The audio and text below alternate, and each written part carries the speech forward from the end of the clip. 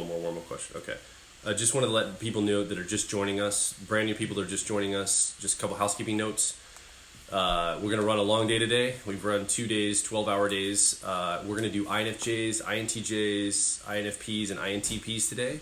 So we are basically, just so new people are here, you're part of a studio audience. So as we're creating this romantic type pairing event, because you're part of the studio audience, you get to watch us create it live, which is really cool, right? So when I get to a point where I have to do an edit point, you're going to see me go, you might hear me say, highly sensitive people, excuse me, highly sensitive people, brace yourselves, because I'm going to clap like this, and there's going to be spikes in the audio waveform for me to edit. So I'm warning everybody that it might blow out your ears if you're on headphones or something like that.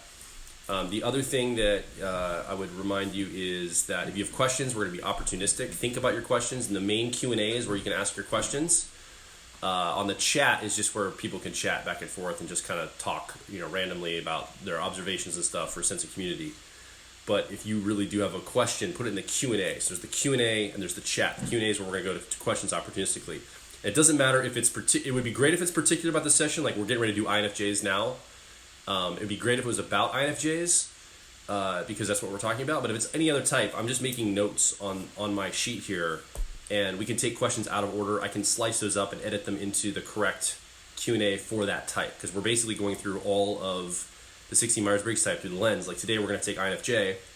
It's going to be up first, and we're going to look at every single type compared to INFJ. And then as that's done, several hours later, we're going to go INTJ, and we're going to go every single type compared to INTJ. So just have your questions ready. New people are coming on a lot. We probably have a lot of people here today because it's Saturday. So the last 2 days of recording, we've had hit or miss. People have been at work and stuff. Am I forgetting anything else housekeeping? I've got a lot of things in my head that are going around. No, just that we've been doing 13-hour recording days, so we're goofy. And it's not like 13 hours of like, oh, they've been kind of at it. Like we've literally been recording not every moment, but we've taken like 5-minute breaks between sessions, and then yesterday we had like an hour break. So we're a little loopy. We're here. We're committed. We're going to freaking show up and deliver. That's right. But in order to do that, Antonia also needs to get her brain loose on some things. She wanted to get another question going. One more. DZ had a good one. To get her brain loose. I'm going to make this on the chart here. We'll do this on a separate file. And then I'll just name it. I just realized we'll name it Saturday question and answer A. Okay. And if we do another one between sessions, I'll name it B, C, so forth. Okay. So that I can find it by day. And I can slice out the questions. Sorry I did the glass almost fell over. Oh yeah. I think we have too many things here on the desk. We have too many things. All right, so you want to do another? I'm sorry I pointed it out, but I thought it would be worse if it fell. Oh, that would have been disastrous. I'm so glad you pointed it out. At first I was frustrated. I was like, why are you pointing out the fact that disastrous? Now you make an edit point for me, but you want to talk about an edit point. If a glass of water falls to the ground that's full, this entire glass of water almost just fell on the ground. Yeah. And it would have been. I'm moving it over here. Disaster. I was pushing on a cord. I'm trying to get everything set up technically. Okay, right, I think good. Everything's set up technically. Okay. Everything is good. So you mute over there. Okay. And we should be ready to rock. And you can hear me, right? We have to mute him because he turns into Darth Vader when he's not talking. She says I breathe too heavy. He totally breathes heavy. I'm like, it sounds It's distracting. It sounds untoward. By the way, I need your phone over here, because I'm going to be using my phone for timing the sessions. Yep, there we go. And so this way I can monitor Cheris texting us. Yep. By the way, Cheris, thank you again for bringing us breakfast. And okay, so Cheris was like... She's our chief of staff. She's our chief, yeah. And basically all-around great person. Yeah, and she was like, a couple days ago, she's like, do you guys need anything for this next 5 days? We're like, no, we're fine. And then in the evening, we were looking at our microwave burritos because we haven't cooked, right? Because we've been recording all day. And we're like, do you want a microwave burrito? And Joel's like, I guess. And then all of a sudden, Cheris showed up with like gifts. Enchiladas that she had made and like an egg casserole for the morning. And I'm like, Cheris, even though we said we didn't need anything, you brought it anyway. And that's what makes you the most amazing human being on the planet. And that is the secret of INFJs, by the way. They don't believe you when you say you don't need anything. They just know. They just bring it to you anyway. NFJs in general. Yeah, NFJs. Actually, ENFJs too. Actually, yeah. All FJs, really. Actually, the SFJs too. But SFJs are a little bit more likely to believe you. They're like, okay. The NFJ's like, I'm bringing you lasagna. So we can't sing her praises enough. We cannot. So we just keep singing her praises. Yeah, I know I'm muted, so I don't know why I keep leaning toward the mic. I feel like it'll get louder if I talk louder and lean toward the mic more. All right, like we said, we're goofing. All right, you ready to do another question? One more question, and then we'll be lubed, and then we can get to the INFJ type by type. Please stop using that word. What? Lubed. We'll be ready. We'll be ready. It's not inaccurate. Your brain will be lubricated and ready to go. That's right. Like a finely tuned machine. We've been naming our files ISFP Love, which makes us both like, tee hee hee. All right. All the people just showing up today, they're like, what is going on? All right, so DZ asks, how do INFJs or NI in general, how does NI in general, their metacognition translate to interest in symbols? All right, so why is NI interested in symbols, or introverted intuition, or what we call perspectives? So I suspect it's because introverted intuition or perspectives is always trying to figure out what's going on in other people's minds, right? What are the patterns of the minds? And symbols are like little codes of what was happening in somebody else's mind, like a picture in their head, meaning when they encoded it into the symbol. So then they hand the symbol over to somebody else, and then that person has to, instead of simply overvaluing their experience and projecting onto the symbol what it means to them, it's a puzzle, right? They've got to figure out what it meant to the other person when they encoded it into a symbol. And then symbols get sort of passed around. So these concepts of like meaning making and symbology is not simply, it's not simply like, oh, I now see a symbol and I've got to interpret it for myself. Introverted intuition understands that to be a really good like sort of a reader of symbols, you have to actually know what was going on in somebody else's mind when they encoded it. And the best symbols automatically create the same mental picture into people's minds. So I almost look at it kind of like introverted feeling or authenticity's ability to encode emotion into art. Now, of course, introverted feeling or authenticity leaves room open for somebody to interpret that piece of art for whatever emotion they are experiencing in that moment as well. But really, some of the best art is intended to communicate the emotion that was encoded into the piece of art, and then the other person allows it to strike them, right? And then they'll mix into it their own emotional state, but they'll also read from it the other person's emotional state. So introverted feeling kind of does this with emotions and encoding emotions into art. Introverted intuition does this with pictures in people's heads, but in imagery and metaphor. And so while there is room for the person to also add their interpretation to the, into the code or symbol or metaphor, ultimately what they're attempting to do is to communicate the symbol that was ultimately in the originator's mind.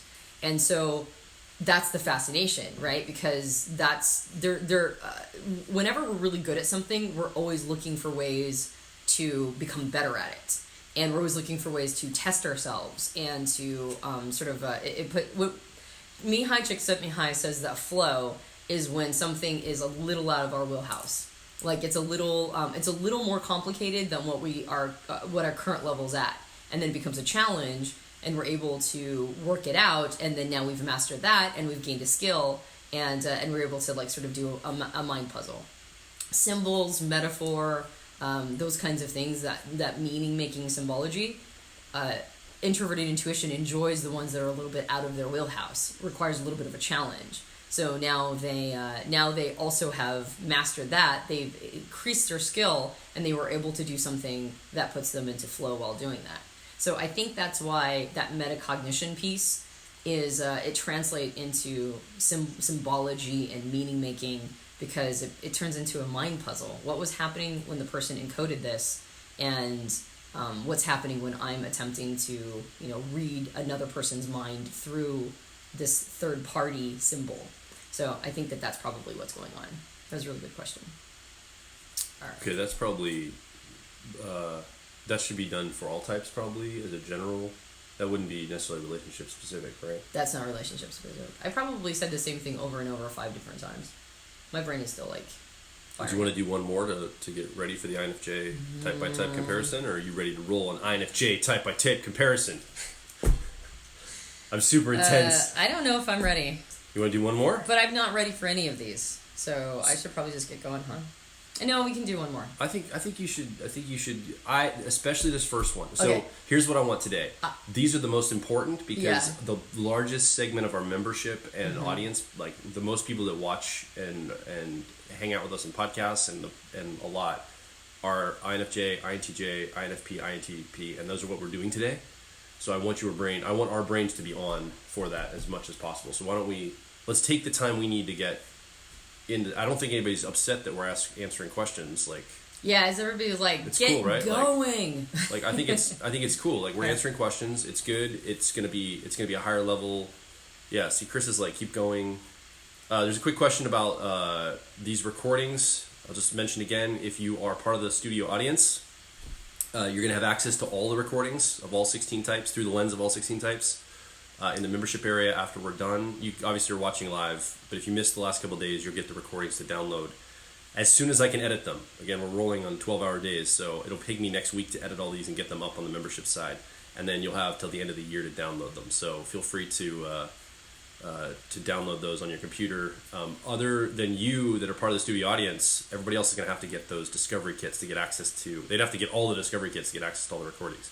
So what's nice about being part of the studio audience is you get access to all those recordings later. So the answer to your question about recordings, I think it was John. I don't know who it was. Anyway, long story short, they're going to be in the back end. I don't have them up yet because I still have to edit them. So just letting you know that if you go in there right this second, they're not going to be in there.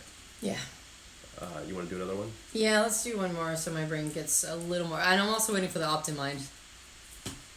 Optimind, not sponsoring personality hackers since 2015. Stop promoting them until they send us checks. Give us money, Optimind. Yeah, so I'm waiting for my Optimind to kick in. That'll probably help. All right, one more. Let's see. Aruna said, take your time. You guys are amazing for doing this, so thank you. Okay, cool. I hope I said your name right. Aruna? No, I'm just butchering it. I'll just be quiet. Yeah, I feel shame. Let's see.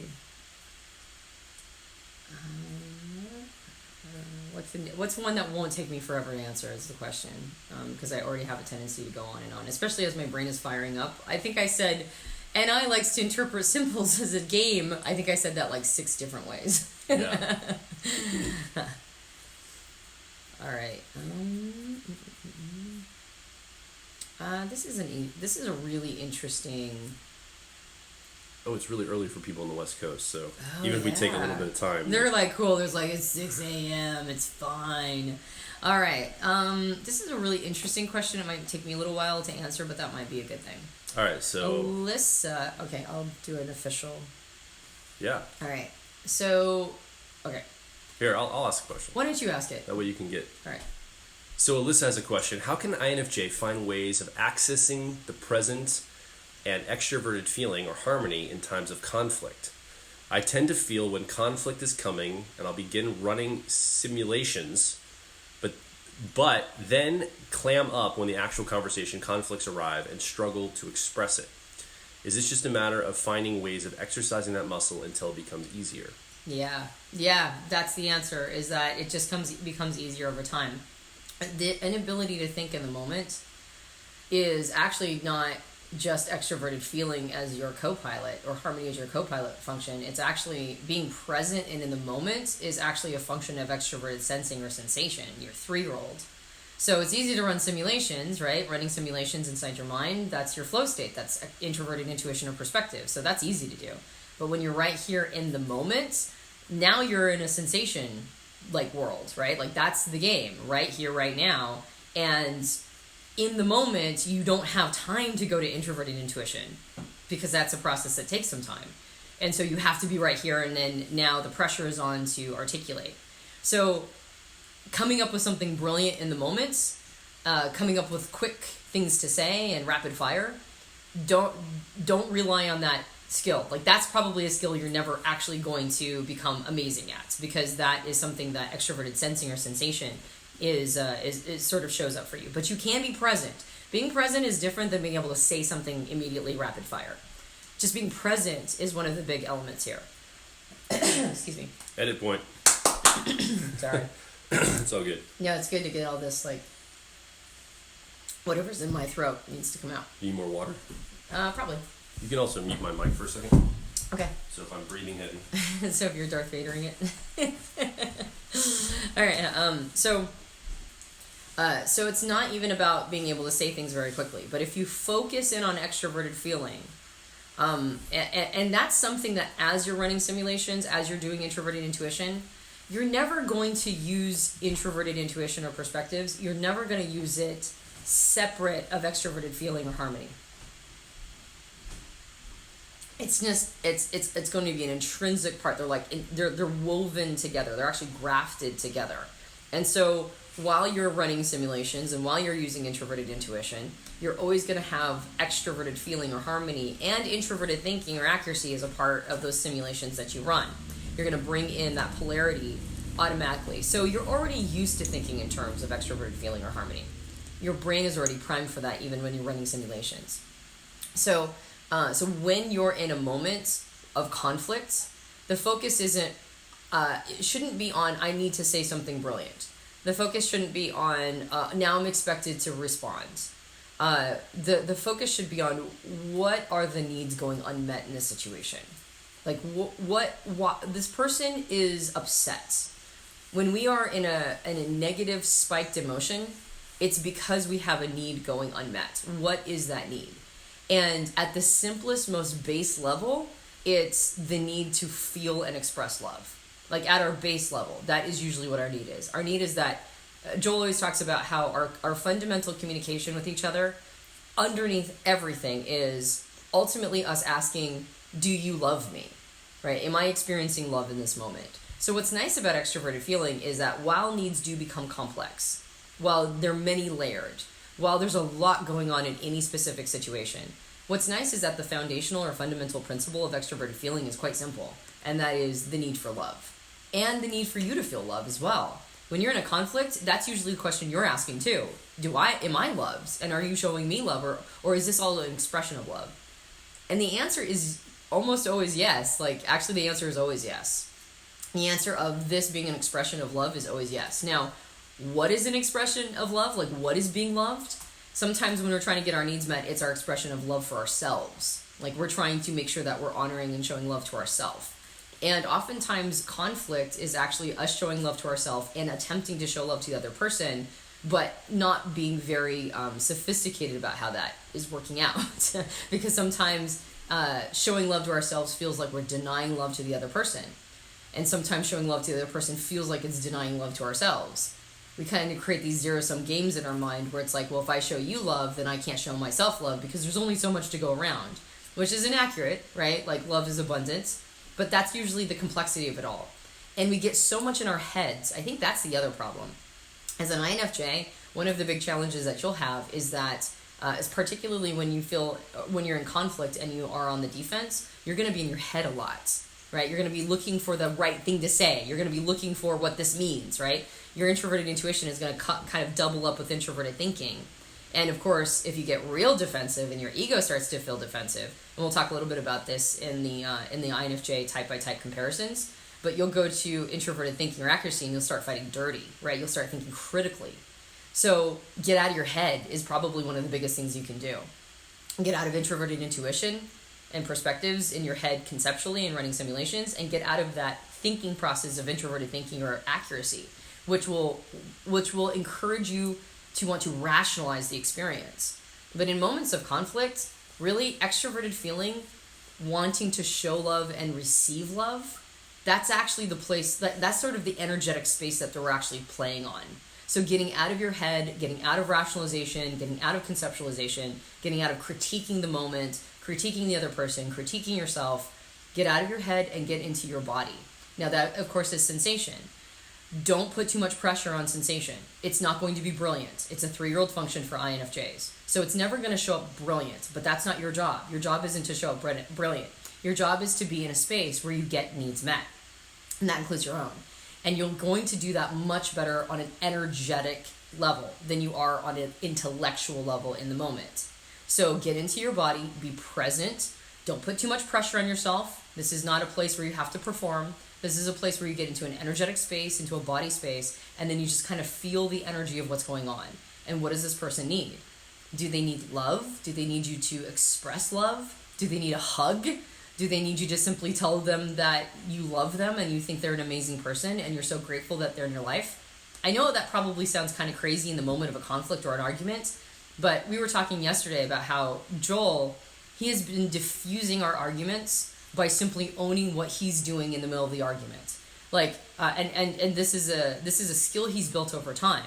But in the middle of the argument, he said, I just stop and I remember, this is the woman I love and this is the woman I want to spend my life with. And the point of this argument is not to win. The point of this argument is to get back into simpatico. So what do I have to do to get back there? And he'll just go, hey, I know we're fighting. I know we're in the middle of a tense moment, but I just want to own what I did to escalate this. And I can't even tell you how quickly that diffuses the argument. Like, because if I keep arguing with him, I look like an asshole, right? Like, I'm not owning my stuff. And I just go, oh, okay. And I immediately have to go, yeah, well, I guess I've got some stuff to own too. So getting present in the moment, getting into that energy space, getting into the not rationalization, not defensive, but more into the space of like, what does this person need? Do they need an outpouring of love? What do I need? Do I need to show love to myself? And getting into that place will make it so that the pressure to say the right thing in the moment will be gone because you'll just be present. We're teasing about this whole concept of channeling. You know, like when I get into my type by type comparisons, and anybody who's been with us the last couple of days knows that I just like start blitzing, and we call it like calling upon the patron saint of Myers-Briggs. But the truth is that channeling is just when you get present in your mind and you just trust yourself. Like, you just trust that whatever you need to say will be available to you, and it's a place of like profound self-trust. Whatever you need to say will be available to you in the moment that you need to say it, as long as you're not too much in your head. As long as you're not too much in that rationalization place. You just kind of let it happen to you. You go into an energetic space. And that hasn't always been the case. Of course, if I tried to do the thing that I'm going to do now 10 years ago, I wouldn't have the same content available to me because I wouldn't have been feeding my mind on the same quality of content 10 years ago as I have now. But I would have still trusted myself 10 years ago, and I would have done as good a job as I could have at that time, and it would have been fine. So I think you also have to kind of like put a little pressure off of yourself. Show up to the situation or the conflict with the right motives, the motives being love and getting needs met, getting your body, be present. Don't put too much pressure on yourself or the other person. Just understand that this is sort of an energetic interchange between two creatures filled with energy that are attempting to show love to each other and get into that space. And if you don't say the right thing and they get mad and they storm off, that's just them figuring something out. That's not, they have a responsibility to do the same thing I'm telling you to do. They have a responsibility to get into a place of love. They have a responsibility to get into a place of energy and to get out of their heads. That's on them. And if you do it, you'll be modeling it. And it's much easier for the other person to diffuse the situation along with you once you've done that, because otherwise they look like an asshole. So I hope that, does that make sense? Like, I'm going to check in with the chat room. Does that make sense? Get out of your head, get into the present, get in your body, trust yourself. Don't put so much pressure on yourself.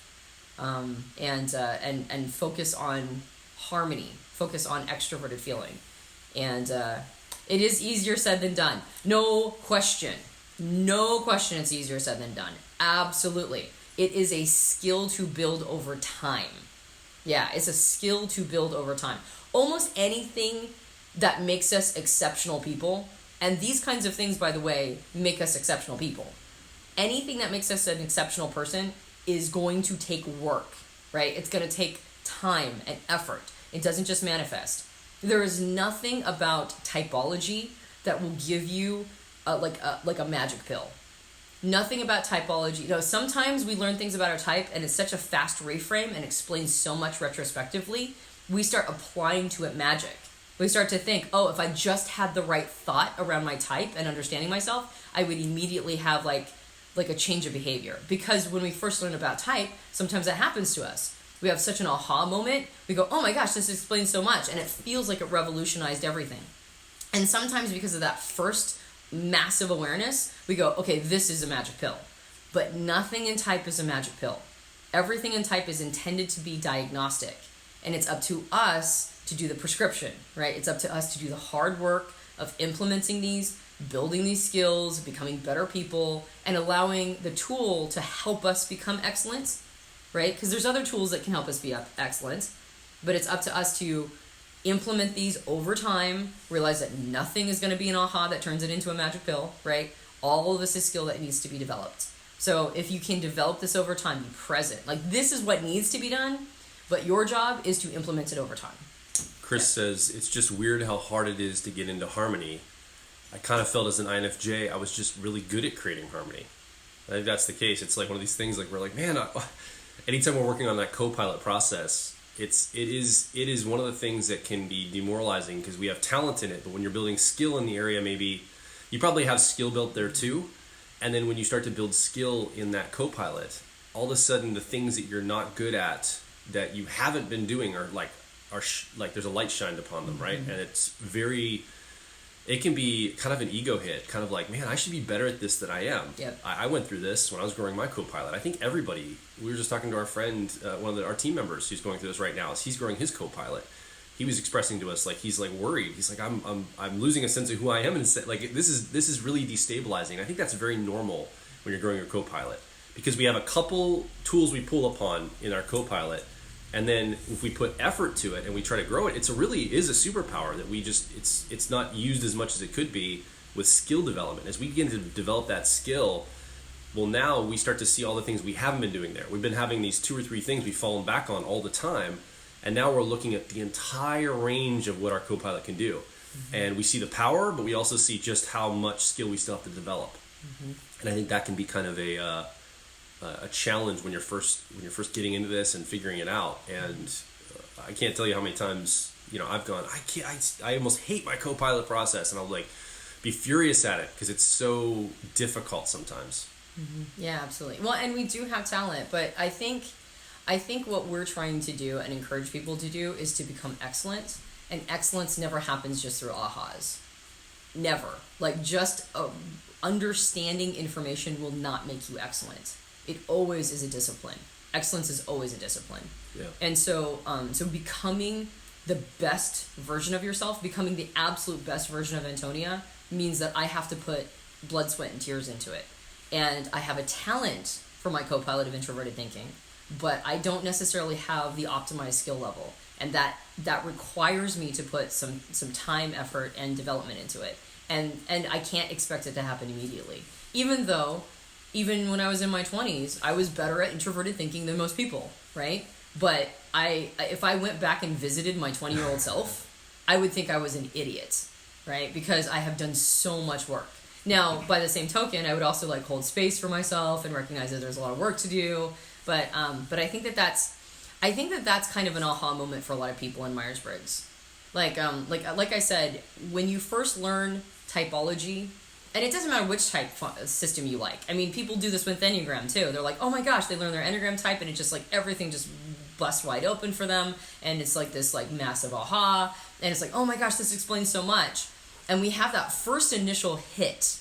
I don't know, it's almost like taking a drug for the first time. It's never as good as the first time, And it's like, you get that massive hit, and you're just like, oh, this explains so much, and it feels like it's gonna be the one thing you need for the rest of your life, is just to learn more. And you see this in Myers-Briggs communities. People get more and more and more and more into learning all the little tiny minutia of the types, right? They want to know everything. Tell me all about my shadow functions. Tell me all about how I relate to all these different tiny little minute parts. And to me, I frankly think that that's a distraction. Because to me, Myers-Briggs helps me become an excellent version of myself if I stop going into this. I actually think it's an illusion that the more you know about yourself, the better you'll become. I actually think that's an illusion. I think there's a lot of diminishing returns.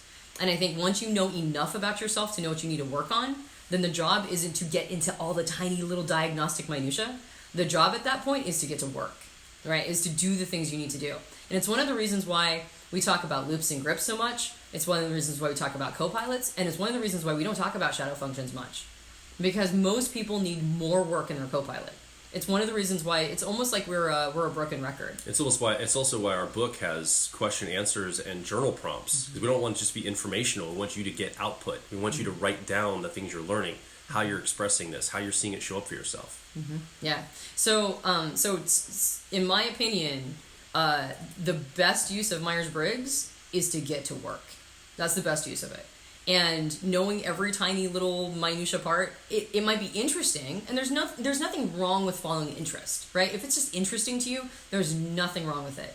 But I think thinking that is what is going to turn you into a person of excellence, I think that's the illusion. So wanting to know all the information is no problem, but exchanging development work for information, I think that's a trick. I think it's a trap. And so yeah, no, you're right. It's totally hard to do. I understand. When I was developing my Copilot, I hazed my life to the ground because I realized I was living a lie. Right? Like that's the work I had to do, was to extract myself from living a lie. And so when people are like, man, it's hard, I'm like, I know. And there'll be fallout. Right? There'll be fallout. And you might even lose relationships over it. And you might have to radically alter your life. Maybe you won't. Maybe you've been way more living in alignment with your life. You've been way more living in alignment with your life than I was. But that was the big aha I had. And then I had to get to work. So yeah. But I think going back to the original question, I think that's what it is just that presence work, that energetic connection, recognizing that we rationalize too much. Even as a thinker, I'll say this. We are in our heads too much. We rationalize too much. We're always looking for an answer. But usually the answer is not rational. All of our rationalizations are just ways of trying to understand something that is deeply energetic. And if we can get back to the energy source, if we can get back to that place where we realize that we're way too in our heads, we need to get back into our bodies and understand that we actually have quite simple needs. And it usually falls down to love, then it's a little easier to engage with people in a way that is more true. It's more true to engage on a level of love and energy than it is on some sort of rationalization or having to come up with an answer. So I actually think that applies to all types, quite honestly. So, all right. Thank you for the question. All right, how's your brain feeling? My brain feels good. Can I take a quick bathroom break? Sure. Well, while you do that, I'm going to go ahead and get the file set up, and I'll talk to a couple housekeeping things. Okay. So I'm going to, go do a bathroom break. So we're getting ready to roll into the first session is going to be INFJ compared to all 16 personality types. So that is what is coming up first. Oh, Antonia's not here. I don't know how to get out of her. Hold on. I gotta pause share. That's what I gotta do. So I'm sharing the slides on the screen in the Zoom webinar. How do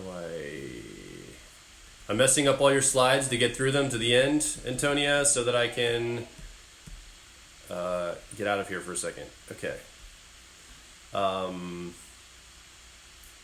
Let's see here. Okay, so I'm gonna stop the file. Oh, just a quick question. Or just quick comments. Let's see here. We have Chris. Let's see. I've got hot seats. So as soon as the session's over, we're going to roll into, and we're getting a little bit later today because we had to get our brains going. On the hot seat is Cheryl and Rich. Cheryl, you are an INFJ. Your husband or the person you're in partnership with is an ESFP. And it's going to be you, Cheryl, later. So we will be having you on the hot seat in a little bit, which is cool. We're glad you're doing that, where we can workshop one of the challenges you're having in your relationship. Save as. Find out if we have hot seats for tomorrow and invite people today. Oh yeah, Cheris, do we have hot seats for tomorrow? INFJ love. I'm just gonna leave this Q&A on the INTJ love. I got so much going on here. Okay, save this here. Relationship recordings. I gotta make sure I save the file for posterity. So basically I'm recording all of this, so obviously we have downloads later for everybody to download the content. I can re-record that here. Okay, stop, record, check, testing. Okay, that's going again. I'm just going to leave this there's too much going on, so I'm just going to leave this Q&A file. I'm talking to her while she's trying to be in the other room doing things. So that's rolling. Also, quick note, everybody that is watching on Facebook Live, the feed is going to end very soon. This is actually we have a studio audience live event that I'm letting you just kind of watch us as we get set up and do some of the priming of Q&A before we get started. When we get into the INFJ actual type-by-type relationships, there are people that paid and registered to be part of this event, this creation live, and so the feed is going away like in a few minutes here as soon as we start up on the actual event, because it would be unfair to just broadcast this live on Facebook if if you're not part of the actual studio audience. But if you are interested in becoming part of it, there's still time to join. There's a link in the comments or in the description. We'd love to have you be part of the event. You can find out more information on that page, and we'd love to have you. You can watch us create live today all day in the studio audience, and then you would also have access to the downloads to download between now and the end of the year. Before these are all cut up and put into the different starter kit, discovery kits for each type, you'd have access. Only the people that are part of this event would get access to all of these recordings. So just want to let you know that we're going to get ready to get started. So if the feed ends, that's why, because I'm just doing this as a kind of a warm-up so that you get benefit of some of the Q&A before we get started with the actual content. All right, so I am just going to roll this onto INFJ love file. Okay, so I'm just going to tack the Q&A on the front of it, because there's too many moving parts right now. I've got going. And you cool with that? Yep. All right, awesome. I think I'm... So I warned all the Facebook Live people they're going to go bye-byes. I mean, we love you, but this is for the studio audience as part of the actual event on Zoom and other stuff. I'll probably show you the slide deck before I cut you out, just so you can see what it looks like, and then we'll say bye. But thanks for being with us for a few minutes. All right, so are we ready? You feel good? So what we're going to do is I'll do an intro, and then I'll mute my mic. We'll do an edit point. In fact, I'll do an edit point now. Brace your ears, highly sensitive people. I'll do an edit point, and then you can start going into your channeling process of just downloading. It's amazing to watch Antonia do this. It's crazy. And for time's sake, she's going to do the solo talking through these, and I'm going to keep the time on on your phone here. I got to put it on. Anything else you need to do? Housekeeping. Oh, and Cheryl. Is Cheryl with us already for the hot seat after I think this? So. Okay, great. Yeah, I saw it. Yes, awesome. So we'll unmute you and get you all set up. Don't panic. It won't be like we're live and be like, "Go, Cheryl." We'll stop. I'll do an edit point. We'll get you on. We're gonna make you feel comfortable before we start recording. It's all gonna be chill. And the more specific your question or the example of what you're going through, the better. Yeah. So, oops, I need to plug this back in. So basically, the more specific your challenge. So just be thinking about how you can articulate, or if you have a really specific example, like my husband and I, or my partner and I, are having challenging communication, for example, blah, blah, blah. And that would help everybody have an access point. And I'll also ask you to kind of give us a sense of where you are, your station in life and stuff like that. All right, player mode, get the timer up. You ready for this? You doing good? Yeah, the first one's always the toughest. Is your brain? But INFJs... I know. Like our moms are INFJ, we know INFJs pretty well, so this should be pretty good. All right. And if you've been watching Facebook Live, bye. We'll see you in a little bit. You'll see a couple more minutes, like maybe a minute or two here. As soon as I get all this going and all the logistics, then we'll have to say goodbye to you. Did you say that if you are an ESJ, an ESTJ, or an ESFJ, or if you are in a relationship with an ESTJ or an ESFJ, we're still looking for people who are wanting to be in a hot seat for that. So, yeah. And it also doesn't have to be romantic relationships. It can also be relationships with a parent or a child or an intimate friend. So yeah, if you would like to be in a hot seat for the ESFJ or ESTJ sessions for tomorrow morning, yeah, shoot Charis an email at info@personalityhacker.com and put in the subject line ESTJ or ESFJ hot seat. Yeah, yeah, that'd be great if you want to do that. That'd be super cool. All right, alrighty, let's get going. You want to move that chat out of the way? I do. All right, guys. So, people for the last couple of days know this. They've been really cool about it. But if you would be willing to not write in the chat room for the next hour as we go through the type-by-type comparisons, the chat room can be a little distracting to me. Also, if I get thrown out of my channeling from the patron saint of Myers-Briggs, what will happen is it'll just be a stop, and we'll do an edit point, and it'll take a moment for me to recalibrate and get back into the zone. So it's okay. Probably weird to watch, but it is what it is. And what's happening from a typology standpoint is Antonia is basically, when she's going into the data, she's getting her co-pilot of introverted thinking or accuracy. And if somebody sends a chat in or there's a comment, all of a sudden her 10-year-old Harmony gets active. She's like, oh, there's a need going unmet. And so her brain goes zoop, and shuts down, and she goes in to try to solve the problem. And crazy. so we're trying to kind of secure the perimeter for her so she can kind of stay in her accuracy process. Otherwise, she's just a mess. So. Sarah just put in a little zip lip smiley. If you guys want to talk to each other, it's cool. Yeah, It's fine. like, It's not that big of a deal. Now I feel bad. I'm just letting you know that that might be something that happens, and if it happens, don't feel bad. It's me. It's not you. But so it's just like a little request. It's me, not you. It's me, not you. That sounds like a great romantic comedy. Yeah, well, we're about to break up with our audience. It's me, not you. Romantic comedy line. All right, let's see if I can remember how to do this. I'm yawning. I know I'm yawning. Oh, I think my brain's just trying to get enough Do oxygen. you want more coffee? Or are you good? No, I won't be able to drink anyway for the next hour. You won't be able to drink coffee? No, because I won't be stopping. That's right. All right. Alright, here we come. The Are you dump. Are you ready, or do you want to do more warm up? No, I'm good. Well, I mean, if I keep warming up, it's just kicking the can down the road, you know? Do you want us to get going? I think it's probably just getting into it now at this point. Yeah. You want me to turn off the coffee maker so that beeping noise? Yes, if that beep comes in the middle of one of my flows, I'll be cool. I've been cool the last couple days when it's happened. All But right. I think by day 5, You'll be dead. I might harm myself or others when it happens. Alright. We won't do that. All right. I need to do the intro, so you got to unmute me, yeah, and then yeah. you can mute me after. I'll do an edit point. Edit point here. Brace your ears, highly sensitive people. And can you move the comments off the screen? Yep. Please. That's for the audio waveform. All right. Wait, hold on, sorry. Resume share. Oh, can you click? Okay, great. Mm-hmm. Thank you. Hi, welcome to the INFJ in relationships. How did I say this yesterday? You Did I say exactly session? what you're saying. Yeah. Session? Session. Or, okay, I can't remember. I haven't been consistent, so it's... But It's okay. Hi, welcome to this INFJ in relationships. This is a side-by-side comparison of your INFJ relationship.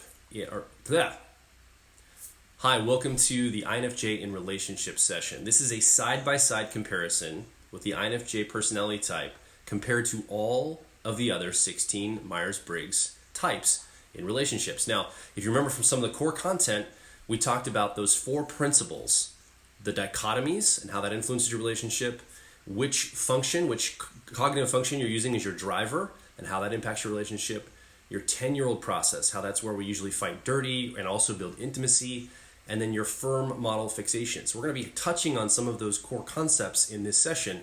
If you haven't reviewed that content, go back and watch those sessions because that's going to really help you have a framework for what we're going to talk about today as we compare INFJs to all the other types. All right. We might have to do an edit point. I can't have that. I'm getting rid of that in a second. Okay. All right. Can you just get started Yep. without it or no? Yep, I can get started without it. Is that okay? The only thing is that if things start popping up, I'm not going to be able to focus. Sure. Thank you. I'll if just you wanna do this. Put it over. Yep, that's fine. I'll do this like this. Is that good? Yep, that's fine. That way, All right. and then, yeah. There we go. And I'll get rid of it in a second. All right. Okay, let's get going. INFJs and ENFPs. So first I'll just make a comment that we will be going through types as they relate to the firm model. So we'll start with INFJs in relationship to anyone who has a firm fixation with freedom, then invulnerability, then rightness, and then management. INFJs in relationships with ENFPs are a very interesting relationship because if you notice, they have all of the same functions but in different attitudes or introverted or extroverted attitudes. That is to say, both of them have an intuitive driver, a feeling co-pilot, a thinking 10-year-old, and a sensing 3-year-old, but just in opposite directions. This actually creates a lot of simpatico between these two types. They have kind of a similar worldview. They think about things in kind of a similar way because they first access their intuition and then a feeling process. And that creates a lot of great conversations. Both of these types really enjoy conversations around relationships. So one of the things that isn't a challenge for them is having conversations and crucial conversations about their relationships, which is really great. One challenge might be in the relationship is that ENFPs, using the co-pilot of introverted feeling or authenticity, have a tendency to want to go through a cavalcade of emotions, meaning that all of the emotions are up for grabs, including the ones that are dark. And if they're in a space of darkness, the INFJ, using their co-pilot of extroverted feeling or harmony, may slurp up that emotion. And if that's the case, they might get stuck in an emotion that isn't theirs, that is actually quite toxic for them. And the ENFP might not understand why that's a challenge for the INFJ. So one of the crucial conversations they usually need to have is What's going to happen when the ENFP is feeling a very strong, blasting emotion, since ENFPs have a tendency to not just feel these emotions, but also extrovert them out or blast them out, and what happens if the INFJ feels assaulted by it. In those moments, an INFJ will actually or may go to their 10-year-old of accuracy or introverted thinking and create coldness and distance, and that will make the ENFP feel like they've done something wrong or that they're losing the relationship. In those moments, the ENFP, they may themselves go to a 10-year-old of extroverted thinking or effectiveness, and they might get really busy and try to force an issue or make the INFJ enter a conversation that the INFJ is not ready for. And they might push the issue. And in that way, both of them, especially if their egos are starting to feel threatened, might not just do these behaviors to each other, but might start fighting dirty on this level. The INFJ gets more and more disconnected, and the ENFP gets more and more forceful. In those situations, it just turns into a hamster wheel of bad behavior. So one of the most important things for them to remember is to have the crucial conversations of how they are going to address their emotions, how they're going to address their feelings in the conversation. What's really great is that usually they have no problem having those conversations. So finding a tension point of exactly how they're going to process these emotions within the relationship is extremely important. One of the biggest challenges in this relationship, though, is that they both have sensing functions as their 3-year-old. INFJs have sensation and ENFPs have memory. One of the challenges here is that they might not be as grounded as other type combinations, meaning that they'll have a similar blind spot. It might be difficult for them to create routines in their life. It might be difficult for them to address their health issues. So it's really important for them to also have a plan of attack there. It might not be something that they're that interested in talking about, so it's not something they have to address over and over again, but they still need to, at least on some level, address that conversation and ensure that they have, they have a plan of attack for how they're going to deal with that. One more challenge that they might experience is that ENFP's fixation of freedom might be a threat to INFJs. It might appear as if they're flirtatious or have a desire to have relationships outside of their relationship. Not necessarily sexual, but more like they'll need a variety of people in their life. If an INFJ takes that personally and thinks that that's something that is a red flag, they might go to their firm fixation of invulnerability. Usually this manifests as going to the 10-year-old of accuracy and getting cold and distant. In those moments, the ENFP will think, again, they'll reach out to the INFJ and think that there's something wrong. And then, again, that hamster wheel shows up. So as long as they can have conversations about those moments, if the INFJ really feels like the ENFP is starting to kind of wander off, then the INFJ needs to be willing to have a conversation around that.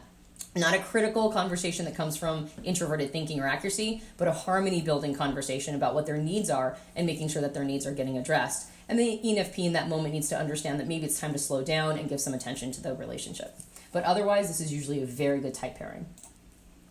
INFJs and ENTPs are also a great type pairing. In fact, online, you'll see a lot of people say that they're one of the ideal type pairings. The reason for this is that they're both leading with intuition as a driver function. Again, one is introverted and the other is extroverted. But because they're both leading with intuition, they have a lot of great conversations around their observations and patterns that they've observed in the world. But they're coming at it from such different places that they usually really learn from each other.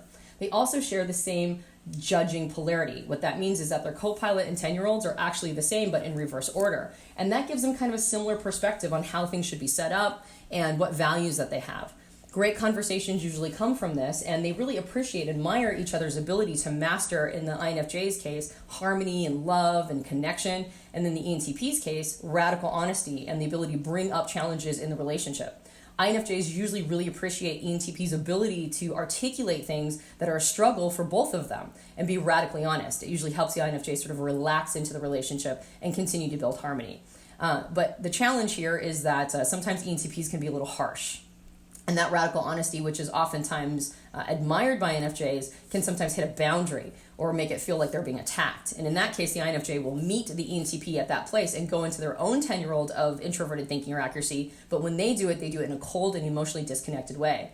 That is very painful to an ENTP, who's always looking to connect with their loved one using that 10-year-old of harmony. But what ends up happening is if they reach out and they don't feel they have connection, the ENTP will then go to an emotionally bullying place or an aggressive place or maybe just break down. And in that way, they'll use their 10-year-old function to fight dirty by being emotionally manipulative or being emotionally bullying. If an ENTP is willing to be emotionally bullying, that is incredibly toxic to an INFJ, and they will more and more retreat into the cold place of their introverted thinking or accuracy.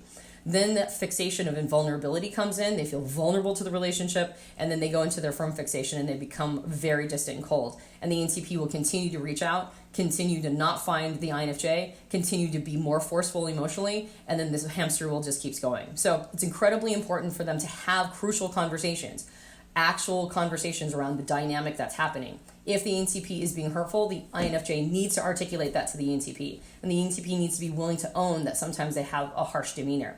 On the flip side, the INFJ needs to understand that that's one of the things that ENTPs come with. Sometimes that assertiveness or that radical honesty is not intended to be harsh, but is actually diagnostic for the challenges in the relationship. And that's actually good for the relationship in many ways. So the INFJ needs to make sure that they're not being overly sensitive, and the ENTP needs to watch out for being overly harsh.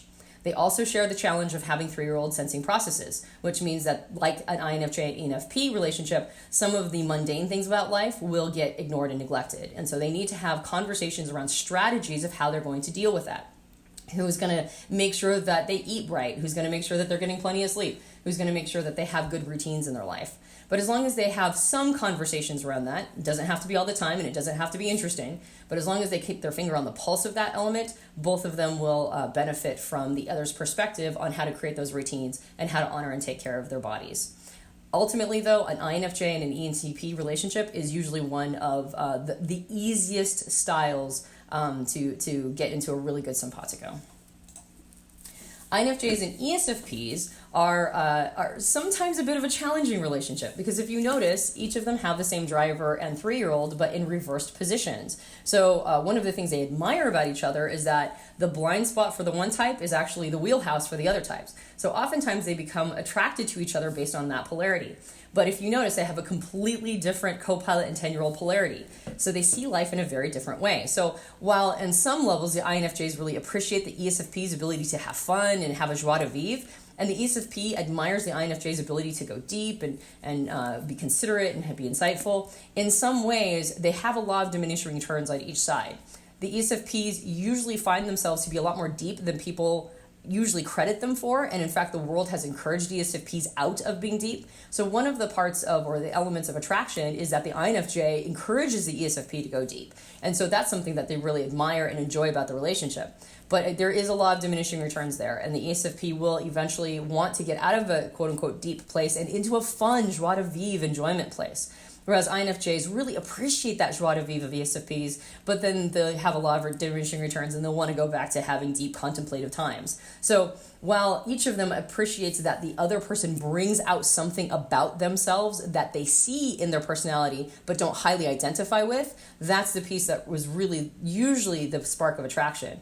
But again, there's that law of diminishing returns. So they'll have to have conversations around who gets to decide which need is greater, the need for fun and playfulness or the need to go deep and have deep introspective time. However, if they can get through that sort of that challenge, oftentimes they both of them enjoy positive relationships. Neither really appreciates conflict that much. In fact, one of the challenges might be that they avoid conflict when conflict comes up for them. They also have a tendency to meet each other at their 10-year-old thinking functions, and maybe not the greatest way. If an ESFP is, say, flirtatious or appears to be courting too much relationship outside the relationship with the INFJ might get a little triggered by that. INFJs can usually perspective shift enough to understand that that's a need, but if there is a moment when the ESFP behaves in a way that feels assaulting to the INFJ's ego, then they'll go to the 10-year-old of accuracy again, and they'll become emotionally disconnected. And then they go to that place where they're fearing the vulnerability in the relationship. And if an ESFP feels that way, they might also, just like the other EP types, reach out to the INFJ, not be able to grab anything, and then start getting really sort of aggressive about trying to meet them there. Another thing ESFPs might do that sort of ruins, or not ruins, but interrupts the rhythm of the relationship is that ESFPs are way more active than ISFJs. They have tons of energy, and sometimes that energy can be a little too much for the INFJ. So in one level, an ESFP's energy might be a little threatening if they're too flirtatious, but on another level, the INFJ might just want them out of the house. They just want them to go do stuff without them, so that the energy leaves the house and the INFJ has more calm energy in the home. On the flip side, INFJ's energy might be a little too muted for the ESFP, and they might start feeling bored and anxious. So these are crucial conversations that need to be had in this relationship. Remember, tension is something to be mastered, not something to be neglected. And one of the challenges may be that the INFJ is trying to have crucial conversations with ESFP, and the ESFP is avoidant. So one thing in this relationship is ESFPs need to remember to make time to have those crucial conversations, and INFJs need to remember that they can't just blast these conversations at the ESFP, but they need to ease them into these kinds of conversations. This type pairing can be really great, but it will be one of the more challenging of the type pairings. INFJs and ESTPs have a little easier time of it than the INFJs and ESTPs, because if you notice, they have the same co-pilot and 10-year-old polarity, but in reverse positions. So this is kind of similar to the INFJ and ENTP. They kind of see how things should be structured in a very similar way. And so they have a sense of simpatico based on their judging, what's called their judging polarity, or their decision-making co-pilot and 10-year-olds. They also have exact reverse positions in their driver and 3-year-old. In fact, if you notice, they share all the same cognitive functions, but in reverse positions. I like to call these sort of photo-negative relationships, where they're kind of the same, but completely different. In this way, each of them admires what the other person has to bring to the relationship, because they recognize that the other person has strengths in their weaknesses. So that is the number one thing they have to remember, because in a lot of other ways, they'll have struggles kind of seeing eye to eye in a lot of different stuff. So one of the most important elements to this relationship is that they maintain and appreciate the fact that the other person brings gifts that are completely in their blind spot. Oftentimes, ESTPs have that joie de vivre of life that ESFPs do, but they have a little bit more of a radically honest edge. And INFJs appreciate that joie de vivre, but they also appreciate the radical honesty. And ESTPs will have conversations that more go towards introverted thinking or accuracy, which is feels to the INFJ like a little more intellectual depth. ESFPs have emotional depth, and INFJs appreciate that, but sometimes it can feel like they're occupying the same space, and that can sometimes be a little confusing about who gets to decide who's taking that space. But INFJs and ESTPs don't feel like they're occupying the same space. There's not as much confusion around that. And INFJs appreciate ESTPs' a willingness to go to an intellectually deep place using their introverted thinking or accuracy. That said, the INFJ will have a lot more bandwidth to apply to deeper conversations. ESTPs will have a lot of diminishing returns when they need to get into their bodies and need to get active and go do something. So even though ESTPs and ESFPs are both deep, the insistence on their driver process to go do something exhilarating will make it so that they only have so much ability to stay with those kinds of conversations. But as long as an INFJ has no problem going along for the ride with ESTPs on their exhilaration and fun, and usually INFJs kind of enjoy it, then they should be fine. And as long as the ESTP is willing to slow down long enough to have those intellectually deep conversations with INFJs, then they shouldn't have any problem there too. One more challenge is, again, they'll fight dirty